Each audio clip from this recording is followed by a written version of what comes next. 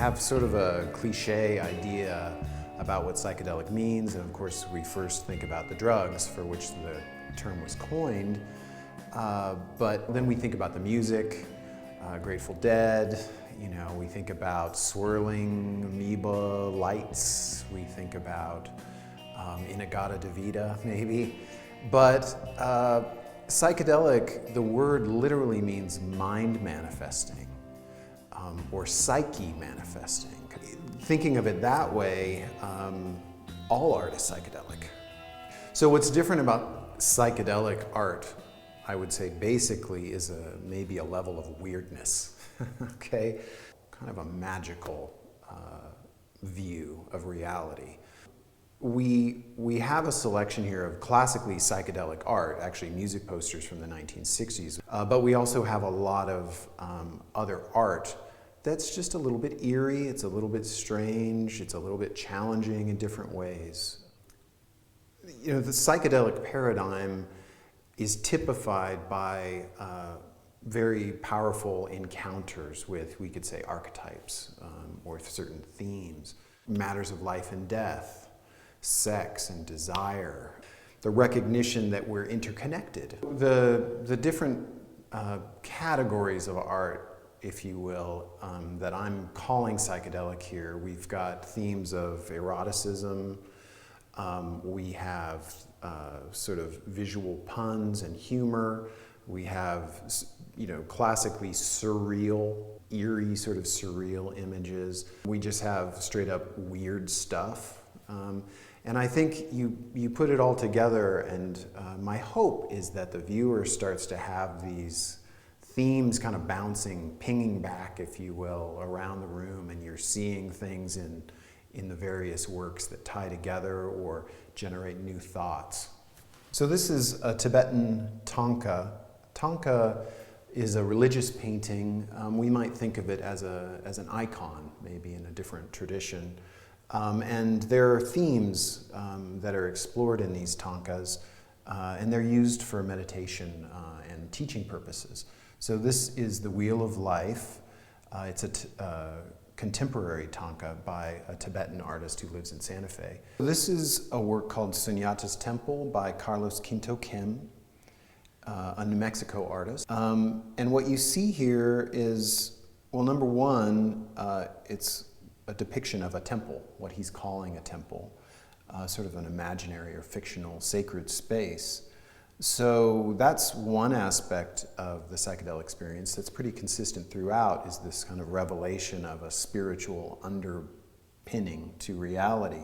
This is a work by Horstowner Pierce. It actually predates what we might call, you know, the psychedelic era. It's from 1952, but to me, it's really eerily contemporary looking.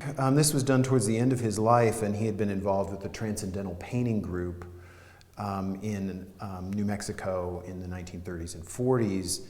And I think that capacity to see beyond these sort of strange differences and find harmony in the collision of weird things. That's a transcendental kind of quality, and that's very much a psychedelic sort of quality as well. I kind of think of this as the body group or the erotic group. So I think in Patrick's piece we get this real mix. It's kind of seedy, it's a little bit disturbing. So we get the kind of, I don't know, freaky side of being embodied in these bodies that we have and their impulses, which can really feel odd and a little bit alien sometimes. Here we really enter into the realm of dreams, and it has this very strange twist on the erotic impulse, where you have the artist, Anne Noggle herself, as a character here, sort of being waited upon by, you know, this hunky erotic icon male figure. So it's a really, really eerie and strange. So this side's kind of got the dark, and this side I think of as being more whimsical and kind of lighthearted. Anchoring the exhibit Under the Influence is this selection of posters that's part of a larger gift that Dr. James Gunn recently donated to the museum of nearly 300 posters, postcards, and other printed artifacts. While there are a few works that sort of fall through the 70s and a couple even in the early 80s, primarily the work is all from about 1966 to 1970, which is really the heyday of the psychedelic era. This, quiet, maybe the least exciting visually poster in the selection is, as an artifact, probably the most important. This is a poster by Rick Griffin for The Human Being, which was a free public event, a massive event in Golden Gate Park in January of 1967. And you can see on the bill Timothy Leary, Richard Alpert, Allen Ginsberg, Michael McClure, Gary Snyder. These are the major counterculture figures of the era. It was this, real gathering of the tribes, and really led to the Summer of Love that happened just a few months later.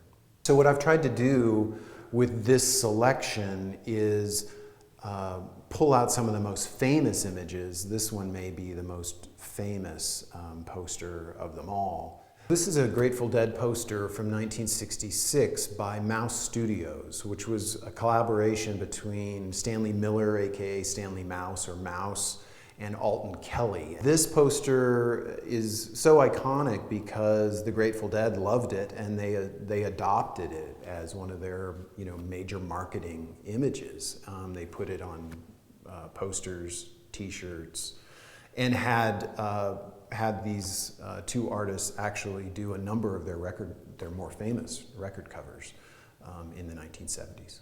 This is one of my favorite of the classic psychedelic artists, Victor Moscoso.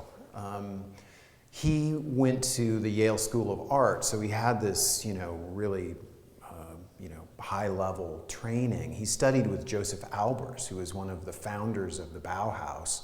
And Albers actually literally told him not to put complementary colors of the same value next to each other because it creates optical effects and it's very intense. And sort of enacting the hope I die before I get old ethos of the age, that's exactly what he did. That's all he did for the next 10 years. And you see it here, this wonderful psychedelic, Austin Powers effect going on, superimposed on this nude figure. And it's the Doors, so how can you go wrong? This poster is from 1966, so a fairly early poster. It's by Wes Wilson, who basically invented the kind of melting bubble font, the lava lamp lettering. And here he's sort of turning the letters more into kind of like flame.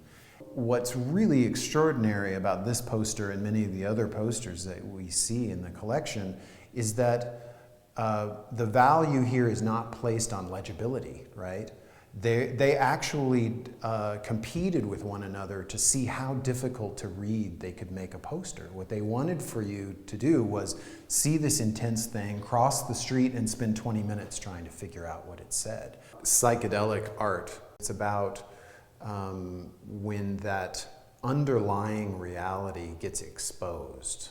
So in this work by John Summers, a legendary Albuquerque printmaker and teacher, I think you get a real sense of that, where it's almost as if the light that's trapped within matter starts to emerge out of these sticks and twigs and rocks and just kind of dead plant matter.